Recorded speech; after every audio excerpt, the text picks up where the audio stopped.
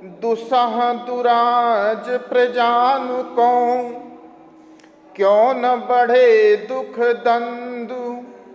अधिक अंधेरो जग करत, मिली मावस रवि चंदु। दुसह दुराज प्रजानु को, क्यों न बढ़े दुख दंदु। प्रिय छात्रों, बिहारी का यह नीति संबंधी दोहा है और बिहारी का मत है, दो राजाओं के राज्य में प्रजा का कष्ट बहुत अधिक बढ़ जाता है। दुसह अर्थात कठिनता से सहने योग्य, दुराज अर्थात दो राजाओं का राज्य, प्रजाओं को क्यों न बढ़े दुख द्वंद्व। ऐसे दो राजाओं के राज्य में प्रजा के दुख और द्वंद्व क्यों ना बढ़ जाएं। दुख द्वंद्व, उनकी पीड़ा, उनका संघर्ष, उनका कष्ट। जिस प्रकार से अधिक अंधेरो जग करत, मिली मावस रवि चंदु। जिस प्रकार से अमावस्या के दिन सूर्य और चंद्रमा एक ही राशि में स्थित होने के कारण, एक ही सीधी रेखा में स्थित होने के कारण संसार में और अधिक अंधेरा व्याप्त कर देते हैं। प्रिय छात्रों, बिहारी लाल भक्ति और नीति के दोहे भाग 2 के अंतर्गत हम लोग उनके नीति के दोहों का अध्ययन करेंगे। भाग 1 में हमने बिहारी लाल के भक्ति के दोहों को पढ़ा, उनकी अर्थ और व्याख्या समझी। भाग 2 के अंतर्गत दोहा संख्या 9 से दोहा संख्या 15 तक हम बिहारी लाल के नीति के दोहों को पढ़ेंगे और उसकी अर्थ और व्याख्या सीखेंगे। अगर भाग 1 की व्याख्या आपने न देखी हो तो इस वीडियो के डिस्क्रिप्शन में दिए गए लिंक पर क्लिक करके आप भाग 1 की व्याख्या देख सकते हैं, पढ़ सकते हैं। तो चलिए हम भक्ति और नीति के दोहों के भाग 2 के इस प्रकरण में हम नीति के दोहों की व्याख्या तथा अर्थ सीखते हैं। दोहा संख्या 9। दुसह दुराज प्रजानु को, क्यों न बढ़े दुख दंदु। अधिक अंधेरो जग करत, मिली मावस रवि चंदु। प्रिय छात्रों, आप इसका संदर्भ लिखना चाहें तो संदर्भ इस प्रकार से लिखेंगे। प्रस्तुत पद्यांश हमारी पाठ्य पुस्तक हिंदी में संकलित बिहारी सतसई के नीति शीर्षक दोहे से उद्धृत है। इस के रचयिता या इस दोहे के रचयिता हिंदी साहित्य में रीतिकाल के सर्वश्रेष्ठ कवि बिहारी लाल जी हैं। तो दुसह दुराज प्रजानु को, क्यों न बढ़े दुख दंद।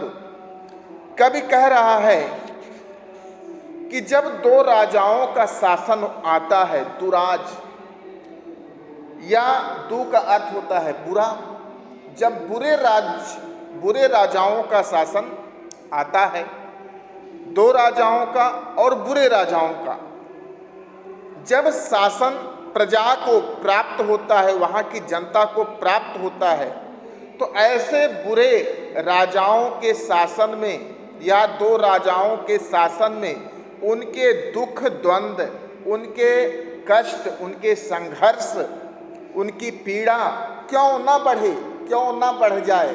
अर्थात इस प्रकार का शासन आ जाने पर उनकी कष्ट, उनकी पीड़ा बढ़ जाना स्वाभाविक है।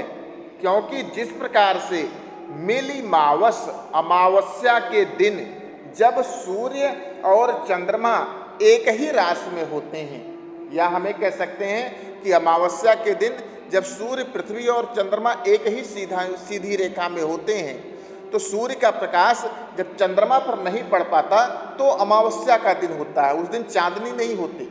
तो उस दिन संपूर्ण संसार में बहुत ही अंधेरा व्याप्त हो जाता है।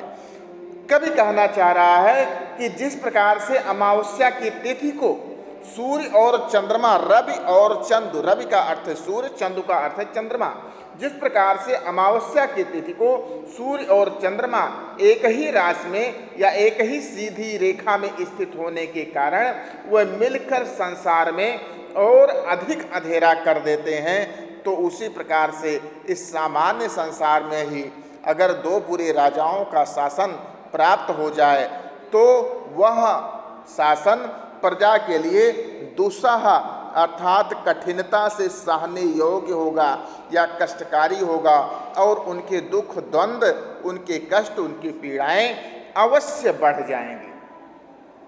अगला है दोहा संख्या 10। बसै बुराई जासु तन ताही को सन्मानु, भलो भलो कही छोड़िए खोटे ग्रह जपदान। प्रिय छात्रों, इस दोहे में बिहारी लाल जी ने दुष्ट व्यक्तियों की स्थिति का चित्रण किया है। वह कहते हैं बसै बुराई जासु तन, जिसके शरीर में बुराई निवास करती है यह संसार ताही को सम्मान, उन्हीं लोगों को सम्मान प्रदान करता है। सम्मान का अर्थ है यहाँ पर सम्मान, क्योंकि ये तो सामान्य प्रकृति में भी होता है कि व्यक्ति भलो भलो कहीं छोड़िए खोटे ग्रह जपदान। जो खोटे ग्रह होते हैं, जो दुष्ट ग्रह होते हैं, कौन से दुष्ट ग्रह? शनि, राहु, केतु, जो दुष्ट ग्रह हैं उनके लिए लोग तो जप करते हैं, उनके लिए तो दान देते हैं, लेकिन जो भले ग्रह होते हैं, जो अच्छे ग्रह होते हैं, उनको कोई ध्यान नहीं देता, उनको छोड़ देता है। तो बसै बुराई जासु तन, कभी कहता है जिसके शरीर में बुराई बसती है। तन का अर्थ क्या है? शरीर। जिसके शरीर में बुराई बसती है ताही को सम्मान, यह संसार उसी का सम्मान करता है या इस संसार में उसी का सम्मान होता है। जिस प्रकार से भलो भलो कही छोड़िए, भला ग्रह तो भला कहकर छोड़ दिया जाता है कि वह भला ग्रह, वह अच्छा ग्रह तो अच्छा ही है, वो हमारा कभी बुरा नहीं करेगा। भलो भलो कही छोड़िए, जिस प्रकार से भला ग्रह को, अच्छे ग्रह को, शुभ ग्रह को भला कहकर छोड़ दिया जाता है, और खोटे ग्रह जपदान, और खोटे ग्रह शनि, राहु, केतु जैसे ग्रहों को अपनी राशि में आने पर, पीड़ा उत्पन्न होने पर लोग उसके लिए जप भी करते हैं और उसकी शांति के लिए दान भी करते हैं। नर की अरुणल नील की गति एक करि जोई, जे तो नीचो होई चले ते तो ऊंचो होई। प्रिय छात्रों, इस दोहे में बिहारी लाल ने विनम्रता के महत्व का उल्लेख किया है कि विनम्रता कितनी बलवती होती है। जिस प्रकार से नर की अरुणल नील की गति एक करि जोई, नर, नर का क्या अर्थ होता है? मनुष्य, और नल नील, नल के जल की, नर की और नल नीर की, यहाँ पर नील नहीं नीर होना चाहिए। नर की अरुणल नीर की गति एक करि जोई। बिहारी लाल कहते हैं कि नर अर्थात मनुष्य की तथा नल नीर, नल के पानी की गति, स्थिति एक करि जोई, एक जैसी ही जोई अर्थात समझनी चाहिए। एक करि जोई, इनकी गति, इनकी स्थिति एक जैसी समझनी चाहिए। क्यों? क्योंकि जे तो नीचो होय चले ते तो ऊंचो होई। मनुष्य तथा नल का पानी, ये दोनों एक जैसे होते हैं। एक जितना ही नीचा होकर चलते हैं उतने ही ऊंचे चढ़ते हैं। तात्पर्य यह है कि मनुष्य जितना नम्र आचरण करता है वह उतना ही श्रेष्ठ हो जाता है। इसी प्रकार नल जितना नीचे चलाया जाता है उसका पानी भी उतना ही ऊपर को उठता जाता है। तो जे तो नीचो होय चले, नीचो का अर्थ है झुक कर चलना, या जितना नीचे होकर चलते हैं कौन? मनुष्य या नल का पानी। ते तो ऊंचे होए, मनुष्य अगर नम्रता से नीचा होकर चलता है तो मनुष्य जब नम्र आचरण करता है तो वह मनुष्य उतना ही ऊंचा, उतना ही श्रेष्ठ होता जाता है। उसी प्रकार से नल भी जितना नीचे होकर चलाया जाता है उसका पानी उतना ऊपर चढ़ता जाता है। तो नर की अरु नल नील की गति एक कर जोई, मनुष्य की तथा नल के पानी की एक ही स्थिति समझनी चाहिए, क्योंकि जे तो नीचो होय चले ते तो ऊंचे होय। मनुष्य जितना भी नीचे होकर, नम्र होकर आचरण करता है वह उतना ही श्रेष्ठ होता जाता है। इसी प्रकार नल भी जितना नीचे होकर चलाया जाता है उसका पानी भी उतना ही ऊपर को उठता जाता है। बढ़त बढ़त संपत्ति सलिलु, मन सरोज बढ़ी जाए, घटत घटत सुन फिर घटे, बरु समूल कुम्हिलाई। प्रिय छात्रों, इस दोहे में बिहारी लाल जी ने धन का मन पर क्या प्रभाव पड़ता है इसका बहुत ही सुंदर उदाहरण सहित समझाने का प्रयास किया है कि बढ़त बढ़त संपत्ति सलिलु। संपत्ति क्या होती है? धन होता है। और सलिल क्या होता है? पानी होता है। संपत्ति का अर्थ होता है धन और सलिल का अर्थ होता है जल। सलिल तोय, अम्ब, नीर, पानी ये जल का पर्यायवाची है। तो बढ़त बढ़त संपत्ति सलिलु, तालाब का जल और मनुष्य का संपत्ति, मनुष्य की धन संपदा, ये बढ़त बढ़त संपत्ति सलिलु। जैसे जैसे धन बढ़ता है वैसे वैसे मनुष्य का मन बढ़ता है। उसका खर्च करने की प्रवृत्ति, उसके रहन सहन की प्रवृत्ति, उसके अच्छे ढंग से उठने बैठने खेलने खाने की प्रवृत्ति बढ़ती जाती है। उसी प्रकार से सलिल तालाब का जल जितना बढ़ता जाता है, सरोज अर्थात कमल, कमल की नाल, कमल की डंठल जिस पर कमल स्थित होता है, वो डंठल भी ऊपर उसी ही गति से आगे बढ़ती चली जाती है, बढ़ जाए। तो बढ़त बढ़त संपत्ति सलिलु, मन सरोज बढ़ जाए। जिस तालाब में कमल होते हैं उस तालाब में जब पानी बढ़ता है तो उसकी बढ़त के साथ साथ कमल की नाल भी बढ़ती जाती है। किंतु घटत घटत सुन फिरी घटे, बरु समूल कुम्हिलाए। किंतु जब पानी उतरता है, पानी कम होता है, तो बढ़ी हुई वह कमल की नाल छोटी नहीं हो पाती, अपितु समूल मूल सहित नष्ट हो जाती है। यह प्रकृति का नियम है। उसी प्रकार से जब मनुष्य की संपत्ति रूपी जल बढ़ता है, संपत्ति बढ़ती है, तब उसका मन रूपी कमल भी बढ़ जाता है। अर्थात संपत्ति के बढ़ने पर मनुष्य की अभिलाषाएं भी बढ़ जाती हैं। किंतु जब संपत्ति रूपी जल घटने लगता है तब मनुष्य का मन रूपी कमल नीचे नहीं उतर पाता, अर्थात उसकी अभिलाषाएं नहीं घटती, भले ही वह समूल मूल सहित नष्ट हो जाए।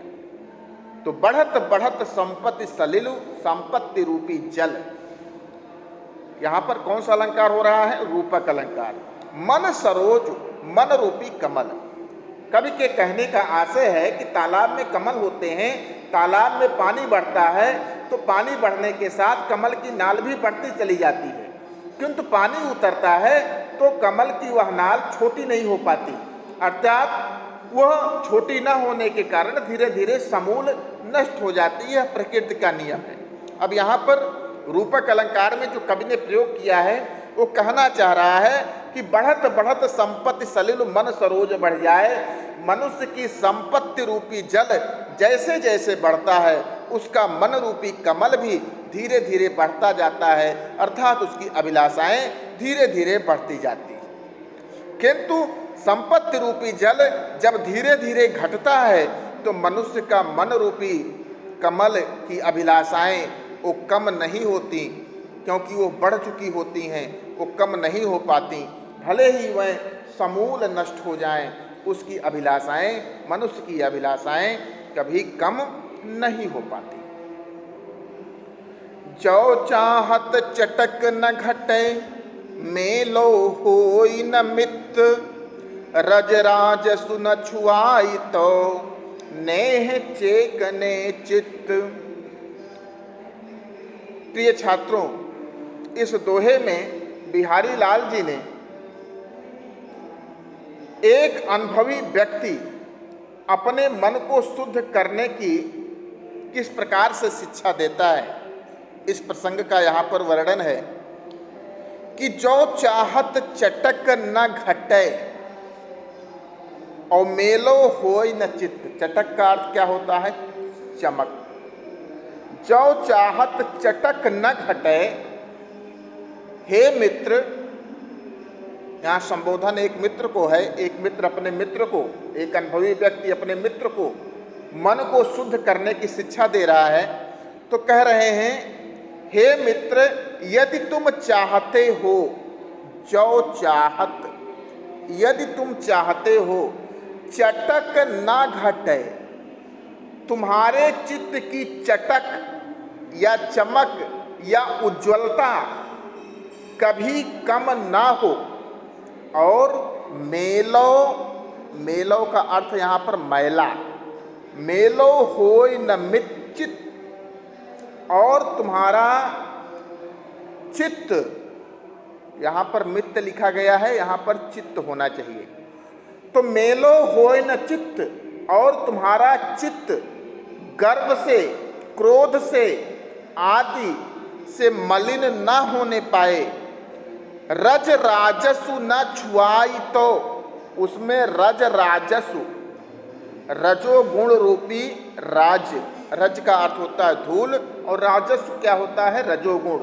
और उसमें रजोगुण रूपी धूल का स्पर्श मत हो, अर्थात तुम्हारे अंदर क्रोध, अहंकार, ईर्ष्या इत्यादि भावनाएं न आने पाएं।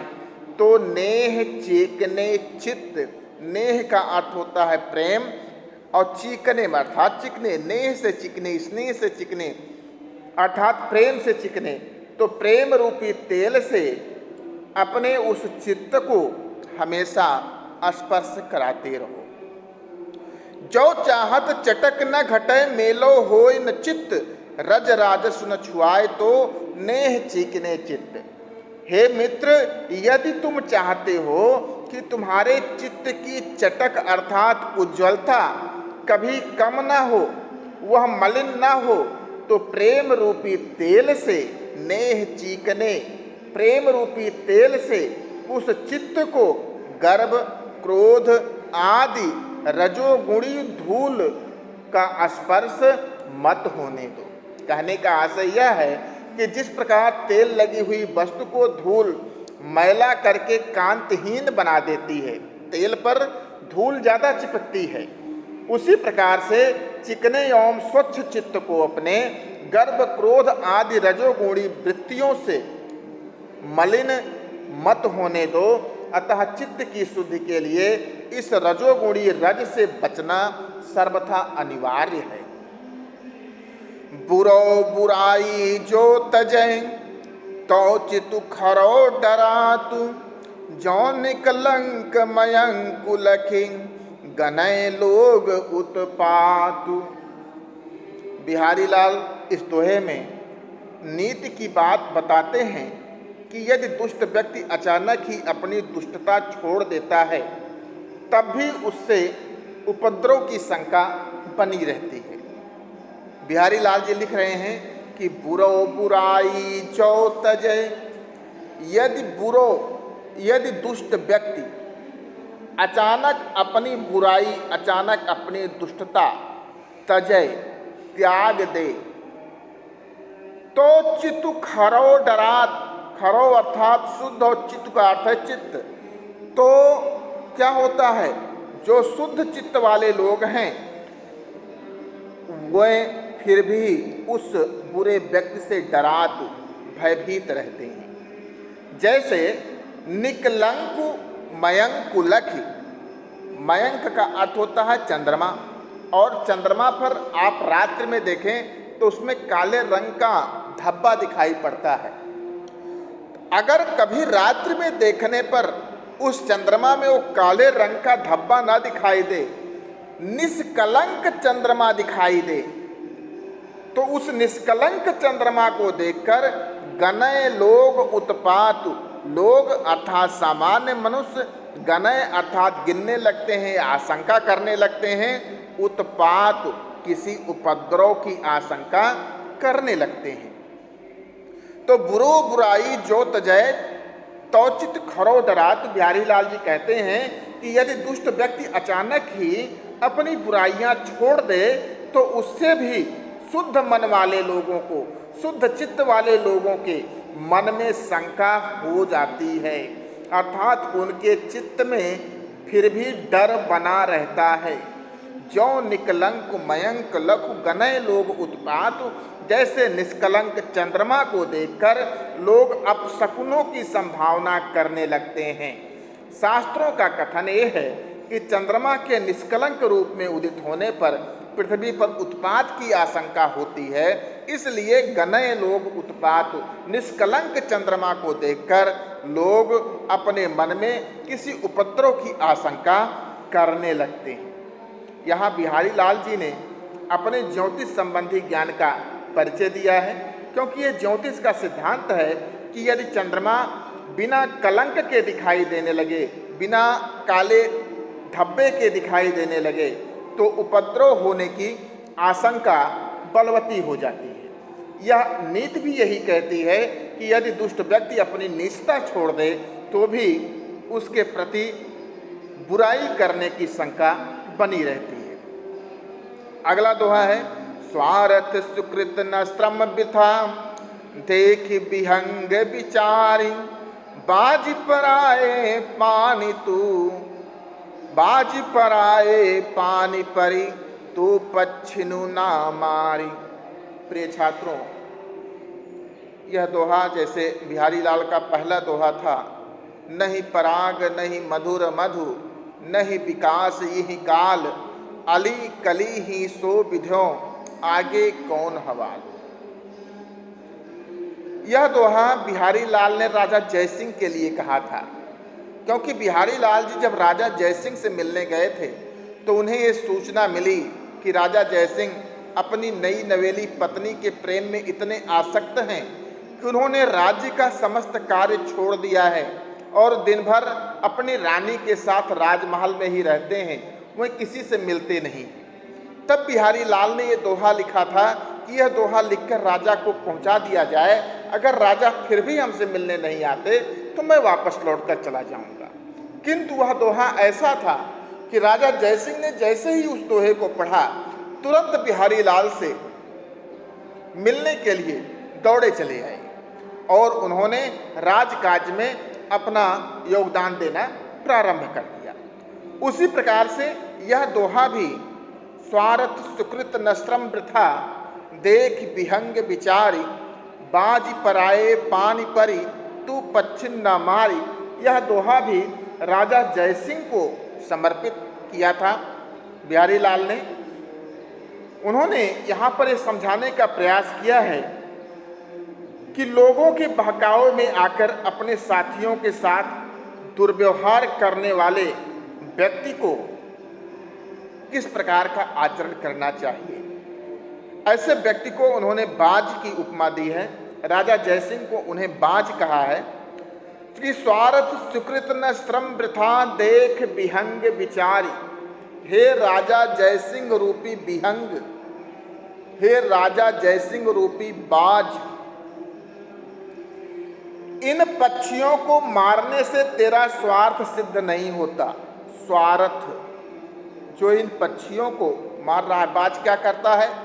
बाज आकाश में उड़ते हुए पक्षियों का शिकार करता है, और राजा भी इसी प्रकार से अपने ही साथियों को शिकार कर रहा है, अर्थात अपने ही साथियों को दंड दे रहा है।